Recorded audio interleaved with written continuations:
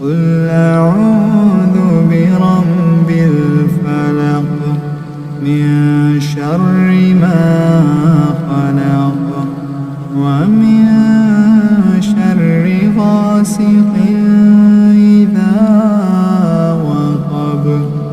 ومن شر النفاثات في العقد ومن شر حاسد